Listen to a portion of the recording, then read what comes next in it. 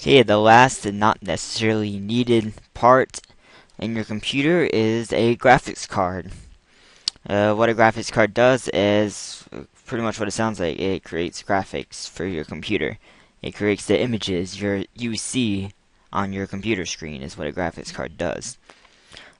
Integrated graphics are mini motherboards, as I said in the motherboard section, and can will have it built into the motherboard, and the even newer CPUs have it built into the CPU. And if you have the correct motherboard, can utilize the graphics chip built into the CPU. Um, the point of a graphics card is if your motherboard you choose doesn't have a graphics chip built in, or your CPU doesn't support it with the motherboard and such like that, you need a graphics card to be able to display images on your computer. Typically, I think it's usually cheaper to go the integrated route. If you're not doing, put it this way, if you are doing any graphics work like photo edit, like heavy duty, like Photoshop and video, like some video editing and stuff like that, or like a home theater PC, you want a graphics card. It can dramatically speed up video and all sorts of stuff like that, and it's very necessary. Now, what graphics card you might need, not really sure. Like I said, everything comes down to what you're doing. I will show you some soon, but like the higher end, like you can get graphics cards up to over $1,000, and those are some very insanely fast graphics cards. Like the point of those, it gets to the point for video editing, you don't need something that fast. I mean, you're going to get such minuscule performance increase for what the price you're paying for that it's just not worth it. The point of those type of graphics cards for gaming. If you are the most extreme gamer out there, you're going to have like over $1,000 worth of graphics cards in your computer. So, and I say graphics cards because you can have more than one. If you have the right motherboard, you can have theoretically up to 4 graphics cards in a computer. I think it's 4. You can technically have more than 4 in certain ones. Very limited motherboards, I think. But I don't think even drivers support more than 4. Because you can have cards that have, there are cards, if you see here, there's a card right here, I will actually just get to it. Uh, Explain this real quick. You have your desktop cards. Professional graphics cards are, if you're building this as a workstation computer for a graphics CAD design, um, really more so CAD design stuff, maybe some Photoshop stuff. Professional graphics cards, workstation graphics cards are more suited towards that type of material, and they could be actually faster for a cheaper price or such like that. And video devices and TV tuners, like you can connect your cable or cable box, whatever connection, into your computer, and then you can record like a DVR into your computer. But we're gonna go straight to desktop graphics cards, and like I was explaining before, look at all these. These are different graphics cards. They're like they range from probably like 6 inches all the way up to like over a foot in length. Like that's why I said your case matters. If you ever think you're gonna get one of these nice graphics cards, then you're definitely gonna want to have a case that supports them. Cheaper cases usually aren't big enough to support one of the higher end graphics cards. Definitely a smaller one, but sometimes you aren't. It's still able to get a cheaper graphics card in one of those cases. See, to go down, we're gonna start a power search this time. I'm gonna kind of explain. There are 2 brands again for, well, I think actually it's probably more than 2. The manufacturer brands, they're these, but who makes the chipset, or actually they don't actually show, but it's definitely AMD and Nvidia make these graphics chips that go into these. There we go. Matrox. Don't really know what they do. I think there's special type of graphics card, not for gaming or anything. You have Nvidia, AMD, ATI used to be standalone, but AMD bought ATI. So now if you hear me reference a card as the ATI card, I'm still used to calling them ATI cards because they look like ATI cards. Because AMD um, bought out ATI. Uh, so AMD is ATI, and the old old cars that look like them are ATI cards. So, okay, like I said, brands. Um, Usually brands come down to warranty, reliability. In this case, I think like like Sparkle is a weird one that seems to be a totally weird brand, and it seems to be doing well, I guess. Sapphire kind of. MSI has been a really nice brand now for graphics cards. I think it seems like they're fairly new, like has a couple years, but I'm not 100% sure. EVGA is the old one there for graphics cards, and Asus, same thing. Asus, how would want to pronounce it? Diamond's like one of those kind of iffy. Like I gotta look at the reviews for them. They can be cheaper, but then also they have quality issues. So Galaxy is the same kind of type of deal. Just look at the reviews and it'll tell you, like, make sure you look thoroughly, read every review. Sometimes graphics cards, like, the general user won't realize it's a mass problem that every single graphics card had. For instance, Zotac over here, there's this one graphics card they're looking at, but they had some thing that all the voltages on every graphics card is programmed this way. The voltage was set too high, and if you knew how, you could fix that. But the average person won't know how, and so your graphics card is going to run really hot, use more power, it won't last as long, and stuff like that. And so that was the problem with that Zotac card, but once they fixed it, it was fine. You had to know how, and sometimes that happens and it's not possible to fix. So that's why you need to read the reviews thoroughly. And it could be, like I said, you pay for what you get, so it could be worth $30 more to go with like an EVGA or Asus or Gigabyte or whatever, and get stuff that you know is going to work. And it has a good warranty and good support and everything else. Form factor, you have low profile ready. That's for your really small compact computers. If you need like acceleration, usually for home theater PCs, we'll use these type of graphics cards. They're really small, just for video acceleration. Now graphics cards are fast enough. For 1080p HD video acceleration, you don't need much of a graphics card anymore to do that. You used to, but not anymore. Keep on going down, you have all the types. Once you figure out, like, if you're asking for, it's like, what, for the games I want to play, like, okay, this is a sample question. I want to play Skyrim, I want to play Battlefield 3, I want to play Crysis. At least high settings, doesn't have to be max, but I want playable, and I want this card to last for a while, and such like that. Then they would probably say for that kind of thing, at least a 460 here, 5650 Ti, and up, and up. And it depends on your budget. Then ATI, I'll explain this story later, but I'm totally biased now towards NVIDIA for at least desktop GPUs, for gaming GPUs, put it that way. And I'll explain that a little bit later after I get through this. And so I don't know nearly as much for ATI graphics chips. I mean, obviously they're good, but I'll explain later with their driver issues. Or they will show what ATI cards. Usually ATI is cheaper, or like I said, AMD actually now it's cheaper. And then we have stream processes and all this stuff. It kind of like it's hard to tell because both AMD and NVIDIA do different type of stream processing. Like NVIDIA usually has less stream processors, but their cards are so faster, so it's kind of hard to know what that means. CUDA cores is strictly NVIDIA, and it's the amount of processing cores for their CUDA technology, their software and stuff that help enhance different programs. Memory size, typically, manufacturers try to get you to buy the 2 GB version, like, because the consumer thinks, oh, 2 gigabytes obviously must be better than 1 GB, because it's twice as much. Well, to say the least, unless you're playing at really high resolutions, like we're talking above 1080p, like the monitors cost a minimum of like $400 or $500 to get one monitor. To play at that resolution, you really, like, there's pointless to get a 2 GB card. There might be 1 or 2 games that slightly benefit, I think, from 2 GB. A couple games that benefit from it. at 1080p.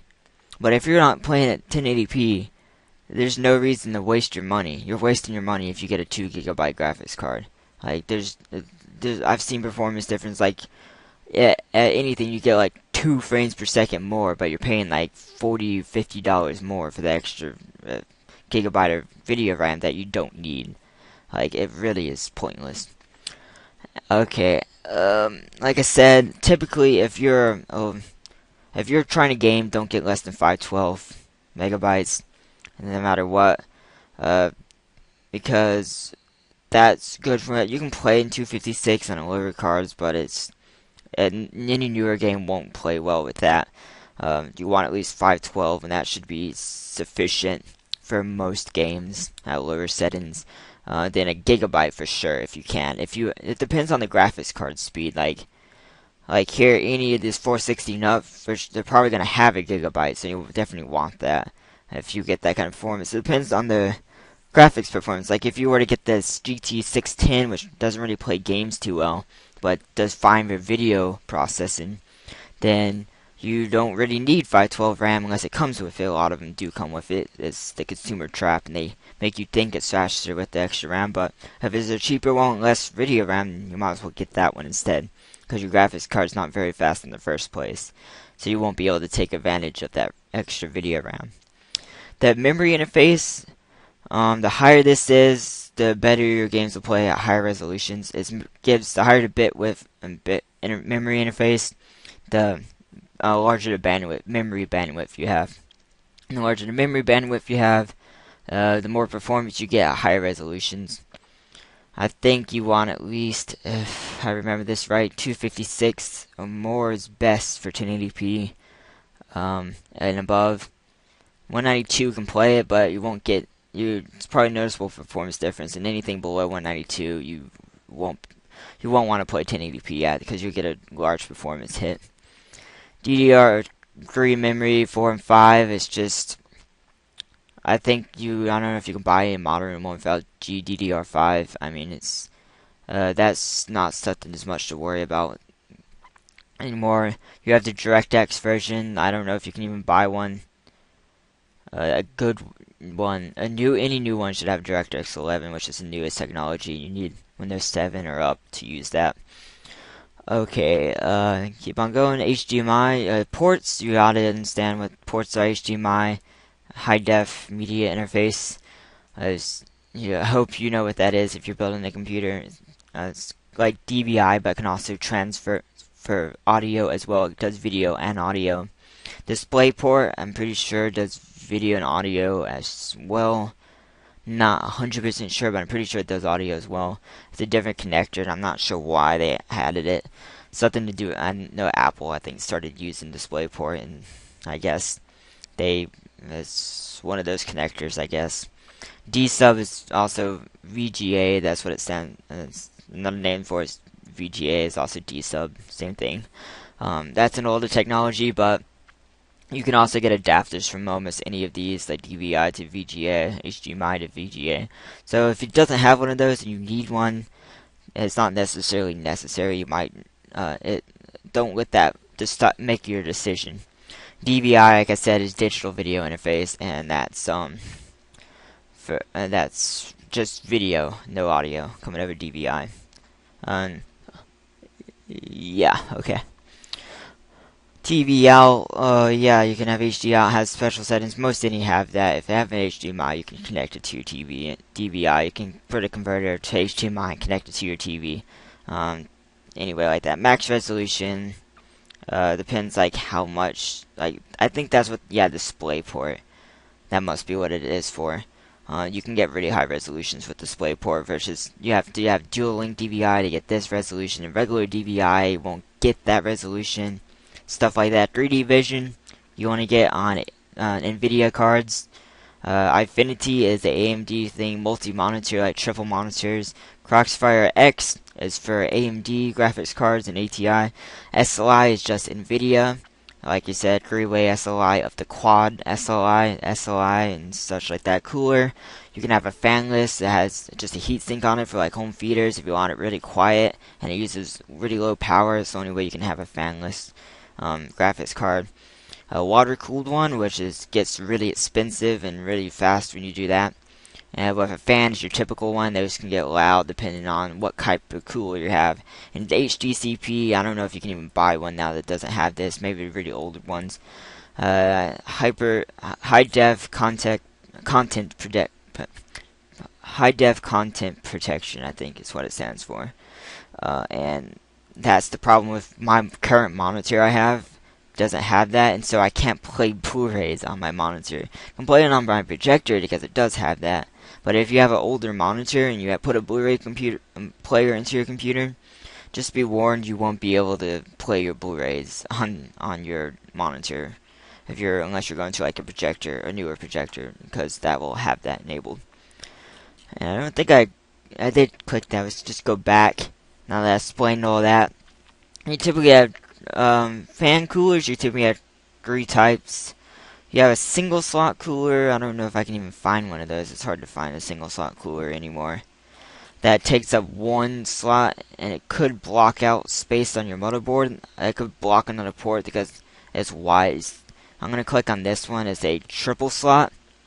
You can have a single slot that takes up, you can see this little fin right here. Make it bigger. Right here, you see this little fin? That'd be just this bottom section right where my mouse is going through.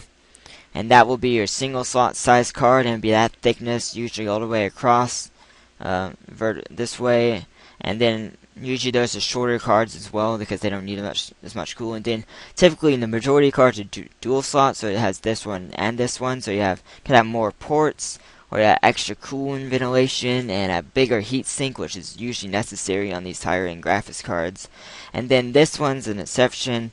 Not many. This is a special cooler. It makes it really cool. You have a triple slot cooler, which is usually overkill, but I mean, for the extreme people, that you can do that. It's, as you can see here, it's fairly large until it loads. Yeah, you can see how large. That's probably like at least 2 inches high, but like probably at least a foot. I think it'll probably show here in size. You definitely want to measure out, 11.5 inches by 5 inches wide. You definitely want to measure that length and make sure it will fit from the very end of your case all the way to where your hard drive bays are, and see if it will fit in there if you even plan to get one of these type of cards. This is one of the fastest cards. It's too much for me to explain in this video, so that's why I'm going to let you find out yourself, because it's too much of a variance. Whether you even need a graphics card in the first place, it really helps to go into forums and stuff. I kind of explain what these are so you kind of get an idea of what people are telling you in forums. I'm going to explain a little bit more. I missed some things. The PCI Express interface 2.0 is a little bit old one. 3.0 is the newest one, but to take advantage of that, which isn't really that much of an advantage right now, you have to have, I think, the very newest motherboards have it. I want to say only the X79 motherboards from Intel have that. And what that means, you just get more PCI Express bandwidth on the motherboard. And really, it's backwards compatible. PCI Express 1 will be backwards compatible with all the others, so it should work. As far as I know, I've never had a problem. It's core clock. That's like megahertz on a CPU. Is necessarily like on a CPU. The fastest this is doesn't mean the graphics card's faster. There'd be ones with 1,000 on this, but then like this one is faster than ones that probably have 1,000 on it. But it really depends. An effective memory clock and all these things you will slowly get familiar with.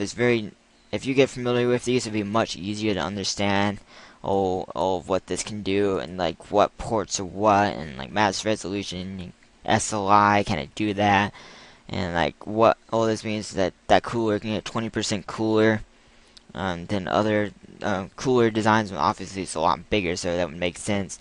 You got your 3-year warranty. That's about standard, I think. Some have 1 year, some can have 5 years, I think. I think that's actually kind of rare on graphics cards for 5 years. Because typically people like this overclock these a lot, and that can kill them after a couple years for sure. If they run really hot. I think let's go look at ATI cards. Right, real quick.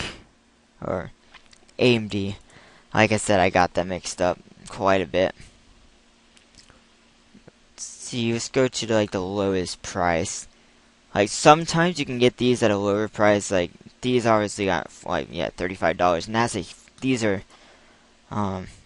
see no fan on it, so it's just a heat sink. And they use so low power, they're pretty dang slow as well. So they use hardly any power, and those are like home theater computers. And I'm not sure if these can output audio. Some of the lower ones won't output audio through the HDMI, and so you have to understand what ones will and what ones won't. You have to figure that out as well. Sometimes it will tell you in the review and description if it will or not. Definitely the high-end graphics cards will, but those cost a lot more, so you would expect that. I don't think there's much more I can tell you. Like I said, I'll try and answer questions down below. Forum, Google. Remember to look up benchmarks. Just type in like the graphics card you're looking at, and like type in game benchmark, and you more than likely will find one, and such like that. Remember to subscribe for more of these videos. And I hope you've enjoyed this tutorial on how to find parts and everything else. If this is my last video, which I think it is, I might add videos in between since after making this, but this should be my last video for now on how to choose parts. I hope you enjoyed the series, and thanks for watching.